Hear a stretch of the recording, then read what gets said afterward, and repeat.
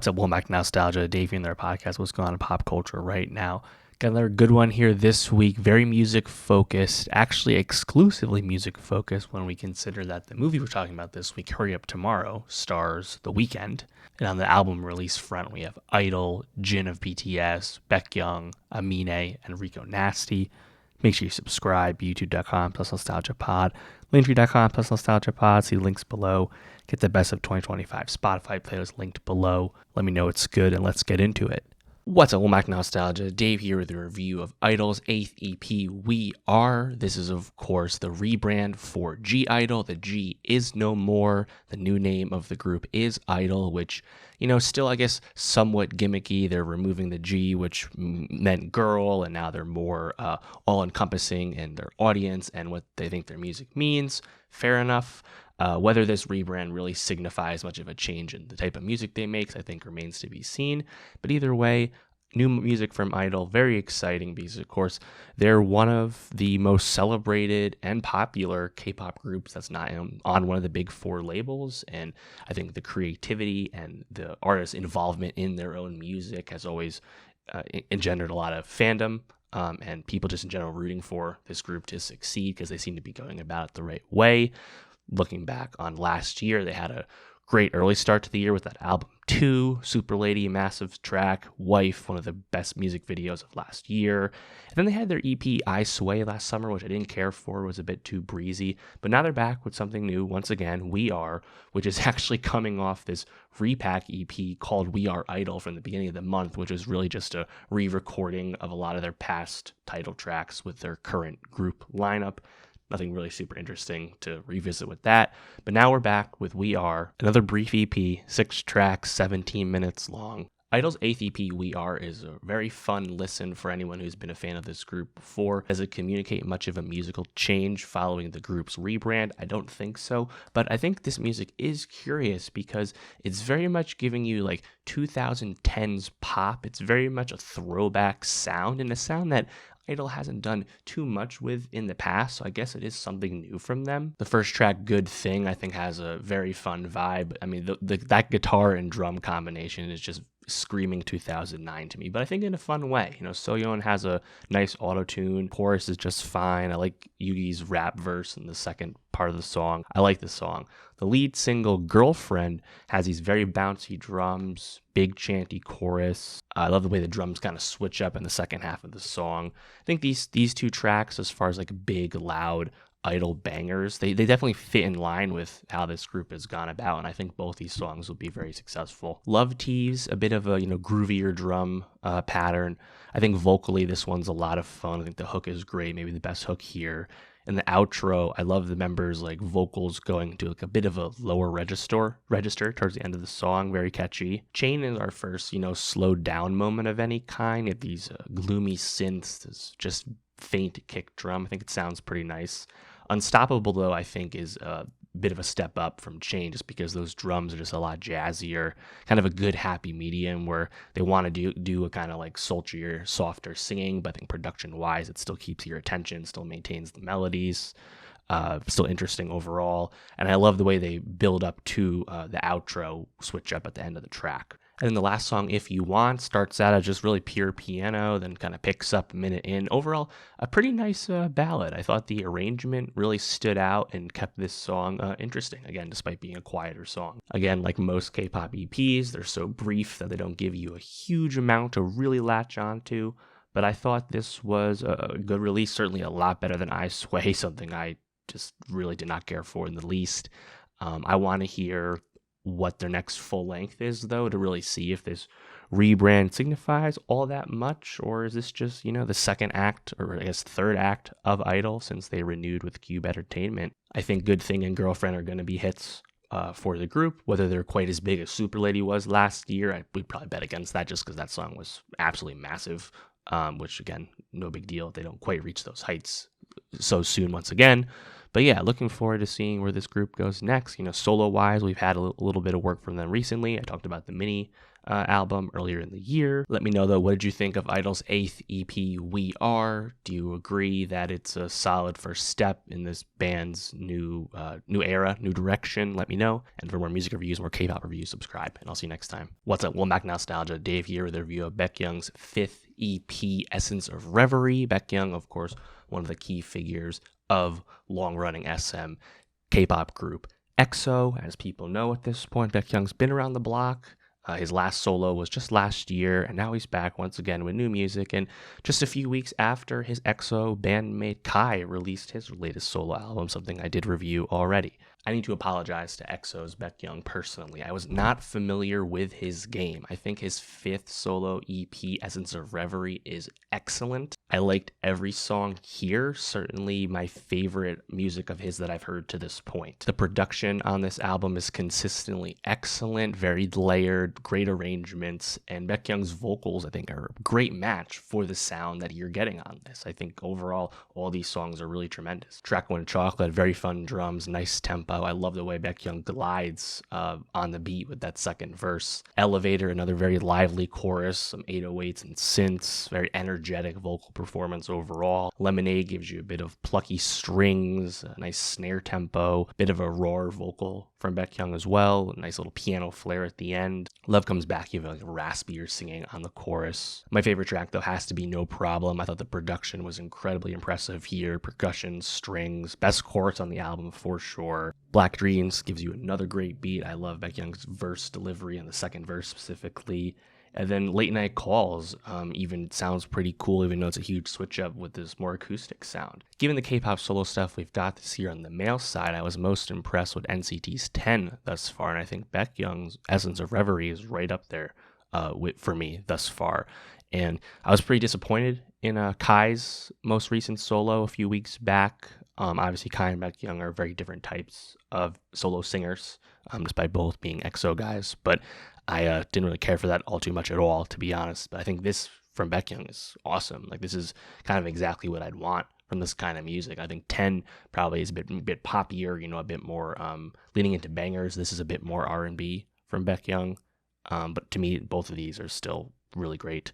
Let me know, though, what did you think of Baekhyun's 5th EP, Essence of Reverie? Do you agree it's really tremendous? Is it his best solo yet? Let me know what you think. And for more music reviews, more K-pop reviews, subscribe. And I'll see you next time. What's up, Womack Nostalgia? Dave here with a review of Jin's 2nd EP, Echo. This is coming only a few months back from his debut solo, Happy, last year. Of course, Jin, the oldest member of BTS, the first one to complete his military service, and he's kind of been doing everything in reverse compared to a lot of his BTS bandmates, where he did all of his solo output post-military service during this BTS hiatus, while everyone else seemed to have gotten most of their work out before they went ahead to get the service done.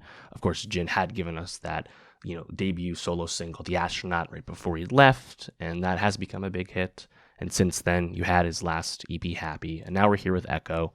I think to this point for me, especially when comparing him to his BTS bandmates, I haven't found Jin the most interesting vocally of the group, and I think the music that he has given us to this point has been kind of the most radio play, the most kind of down the middle when you compare it to the directions, RM has gone in, for example. That being said, it appears that Jin is establishing his, solo identity and solo personality publicly a lot more. He got good reviews on the Netflix variety series, Keon's Bizarre B&B, recently. And I think most importantly of all, of course, is I think Jin's 2nd EP, Echo, is his best solo work to date. It's certainly his most interesting musically. I think that much is obvious. His voice has always been solid and pleasant, but I think now the genre choices and the production styles on this music is just better and more engaging than the past stuff that to me was a bit too simple. And I certainly wasn't expecting Jin to make a song like Rope It, which is a straight up country song, and a good one at that. Don't Say You Love Me, English track, I think it has really nice snare tempo and bass, and Jin's singing really fits the song well. Nothing Without Your Love, I think the compositions may be a bit messy, has maybe too much going on. Hook's a little repetitive, probably overall a bit underwritten. I think this one kind of misses the mark, but Jin does sound fine on it when the production isn't in his way. Loser featuring Jenna is I think a highlight again for something from Jin, just because it's makes a lot more of an impression than a lot of his past work. This song has the drums and guitar like really jamming.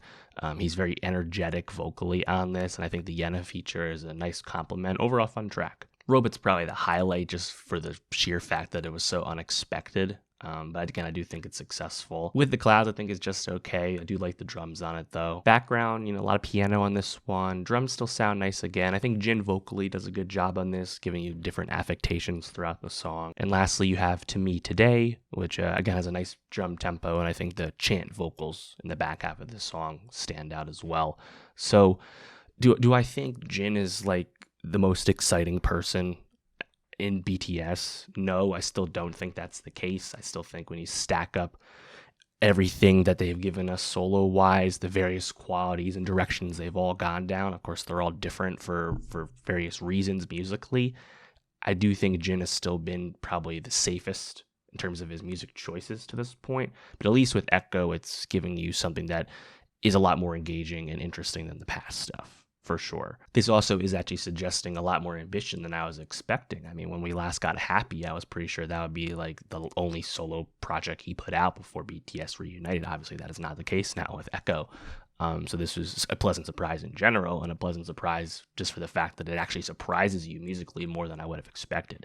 I think even the most ardent BTS army, the most ardent Jin fans would agree that he hasn't been an experimental solo artist to this point. So this is certainly a welcome change, and maybe I won't make any more predictions about any other solo stuff to come out. I would have to assume that we're going to get more solo stuff from probably J-Hope, right? J-Hope's been the most out in public right now, doing a solo tour. He's released some singles. I would expect a J-Hope project to come out because his, going back to his was the very first of the solo era for the group. He's definitely due for another one. So that'd be where my money is on, J-Hope returning. And then, maybe at the very end of the year is when BTS is able to reunite. We don't really know how much has been pre-recorded at all, obviously, as the military services are coming to a close. So TBD on all of that. But let me know, what do you think of Jin's second EP, Echo? Do you agree it's his best solo work to date? Let me know what you thought. And for more music reviews, more K-pop reviews, subscribe. And I'll see you next time. What's up, Womack Nostalgia? Dave here with the review of Rico Nasty's third album, Rico.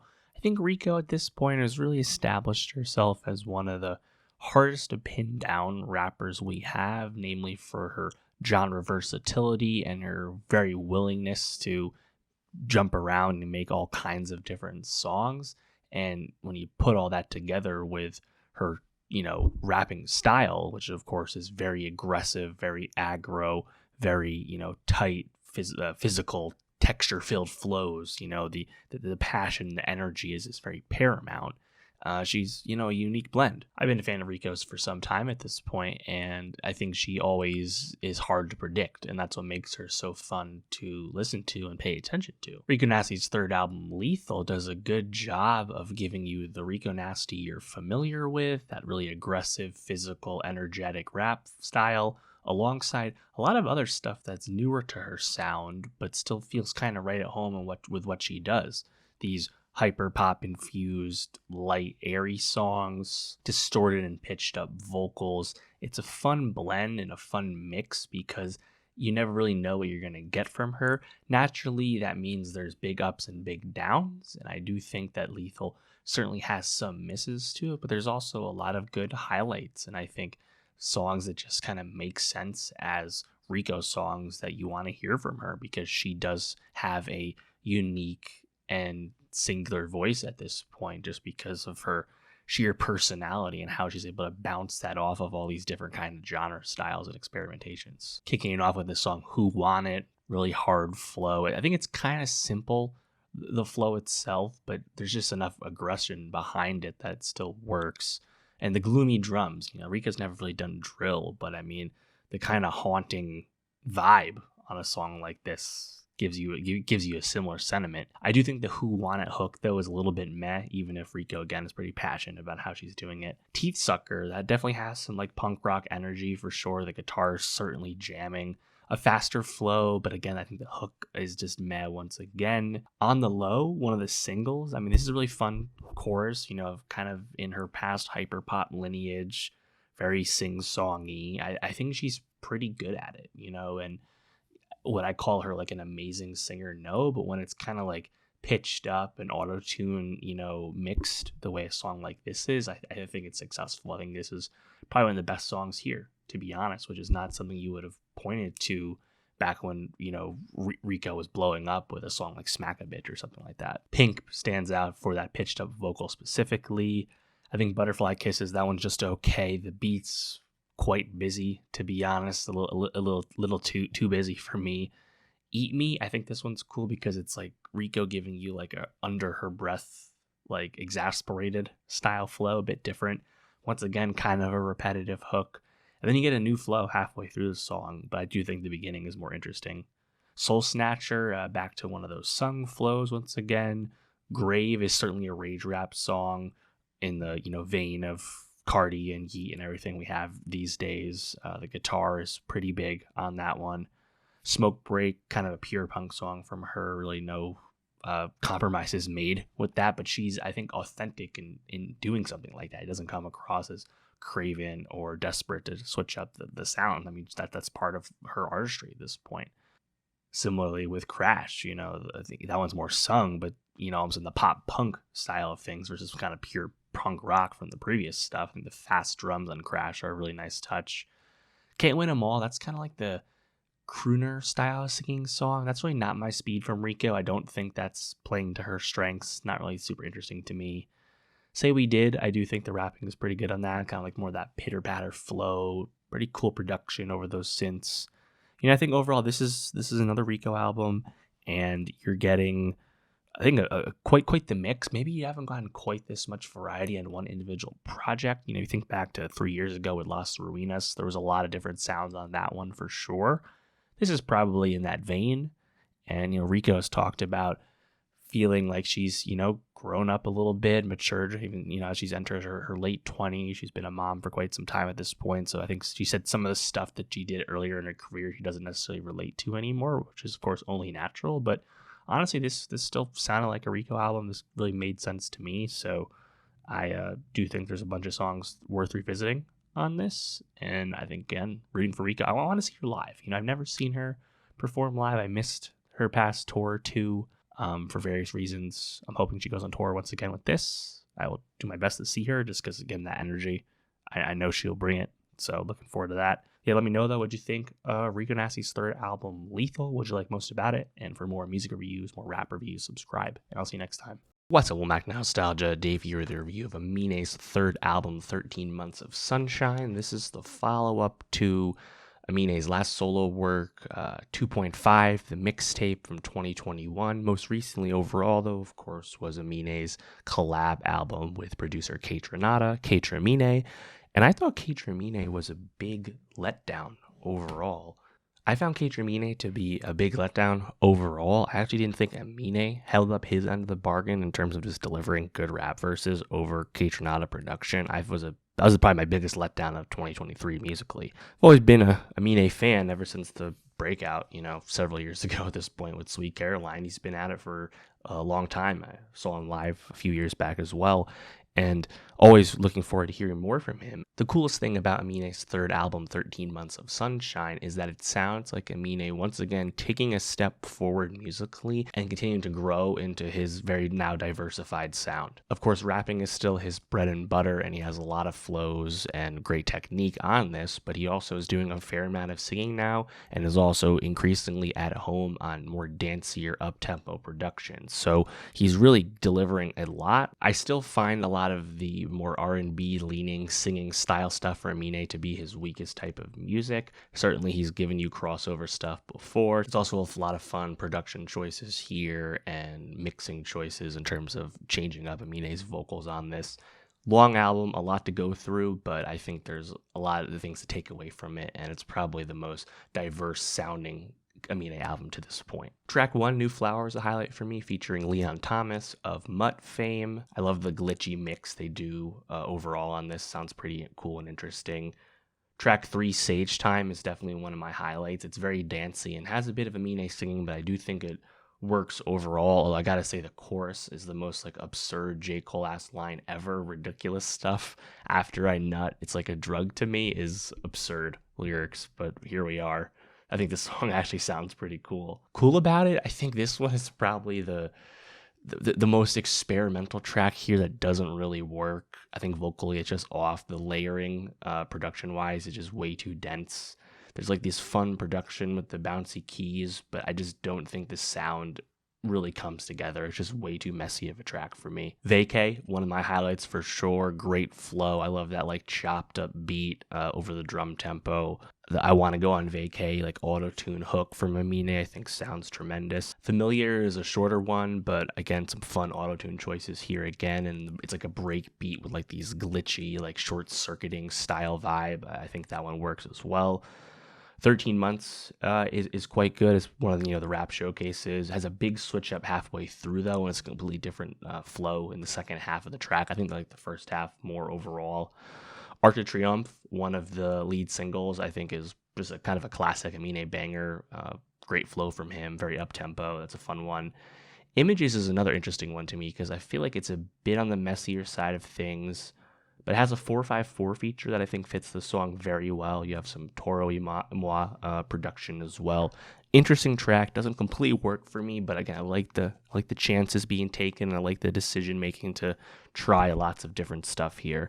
I think lyrically, Aminé also is getting deeper and more personal, and introspective. Reflecting on relationships in his life, but also some kind of personal demons that he finds from time to time in terms of fighting off depression and things of that nature. He also continues to have a lot of reverence from where he's from, where his parents are from, which comes across in the music as well. I think more than anything, he remains he's kind of singular rapper at this point, which is again not something you probably would have thought of when he broke out at a very young age, with Caroline. And obviously, there's been very, very various iterations of what Aminé's sound is to this point. I think 13 Months of Sunshine is really kind of distilling that variety down in a more accessible way. So even if I don't love all the directions that he goes down, again, I think a lot of the R&B stuff just doesn't really work all that much. I just don't think the singing is consistent enough.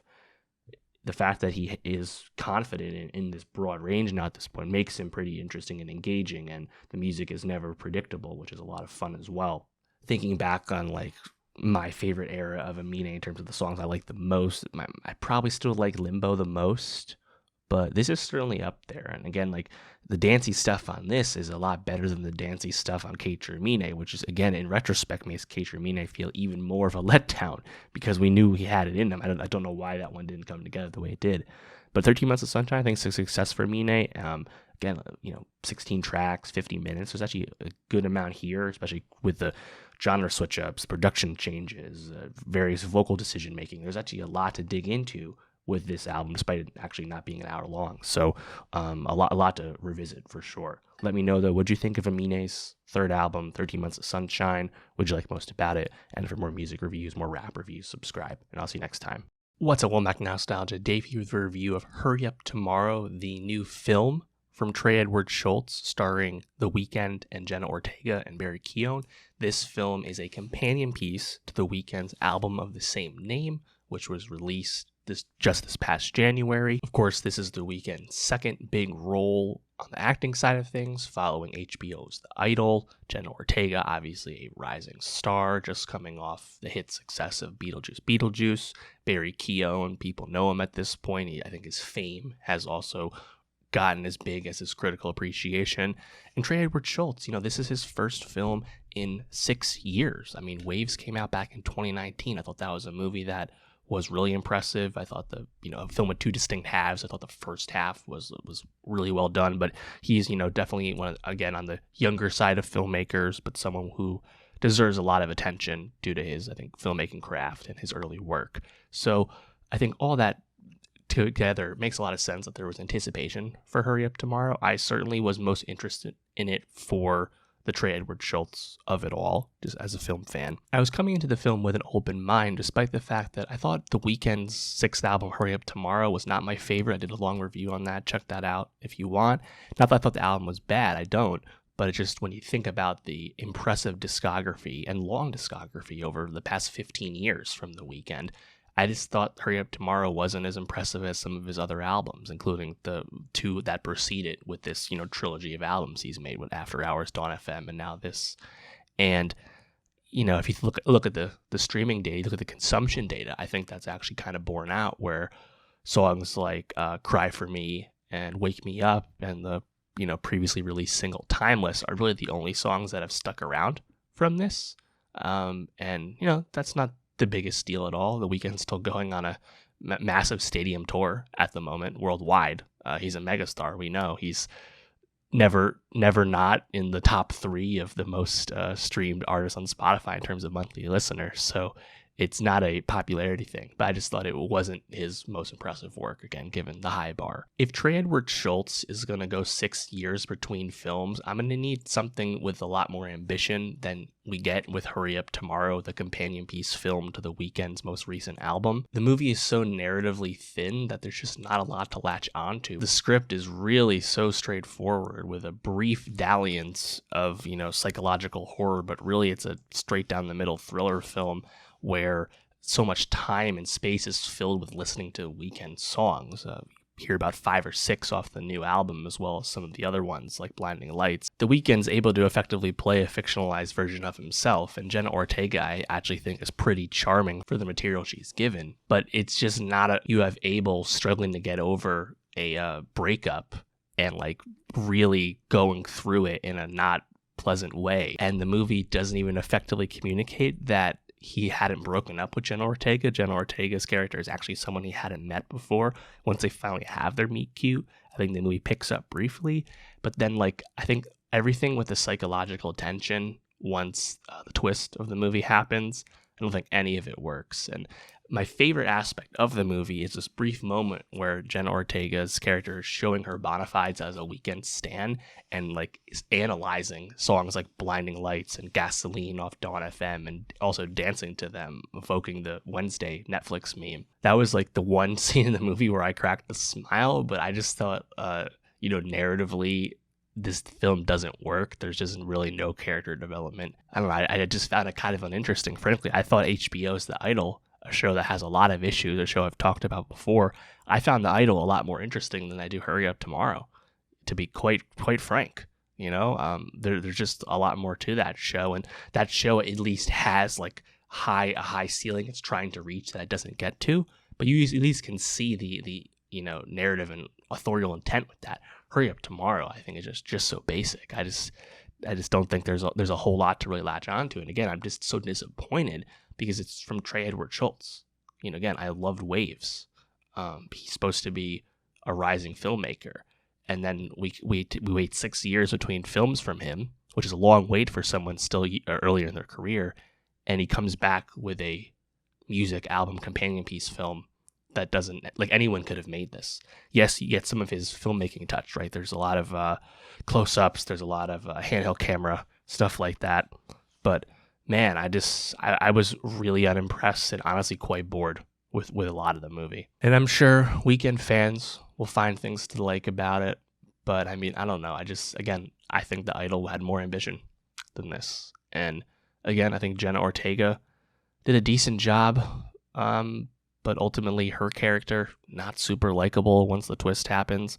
The Weeknd, this fictional Weeknd, not super likable the way he's truly crashing out with this relationship.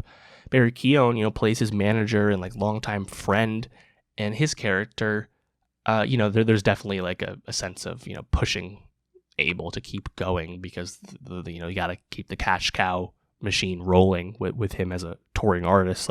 You see that very overtly, and the film doesn't make any space to give you too much nuance to his character. There's one brief moment where he explains how they've met, and that gives you some sense of dimensionality to his character, but ultimately there's not enough time spent with it because we spend a lot of time with these kind of stylized visuals and plays on Weeknd music. So Yeah, I just think it was pretty ineffective, to be honest. And I think even if you loved Hurry Up Tomorrow, like, even if you loved that album way more than me, I don't think that would change, to be honest, because the movie, yeah, I don't know, just not what Lionsgate needed. It sounds like it's going to open to sub 10 million, which is not ideal. But I won't be shocked if the Jenna Ortega dancing stuff, where she's dancing to Blinding Lights and Gasoline, I would not be shocked if that becomes a meme online, just like her dancing to Wednesday to Lady Gaga a few years back did. But yeah, I think this is going to come and go. Let me know, though, what did you think of Hurry Up Tomorrow? If you liked it, if you found things interesting about it, please tell me what they were, because I'm clearly missing something. Let me know.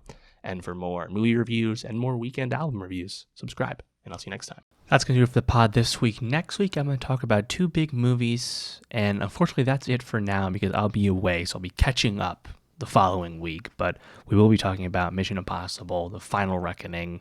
We're here at last. It's the end, we think. And also the new Tim Robinson comedy film Friendship, also featuring Paul Rudd. So make sure you subscribe, youtube.com/nostalgiapod, linktree.com/nostalgiapod, see links below, get the best of 2025 Spotify post linked below. Let me know it's good, and I'll see you next week.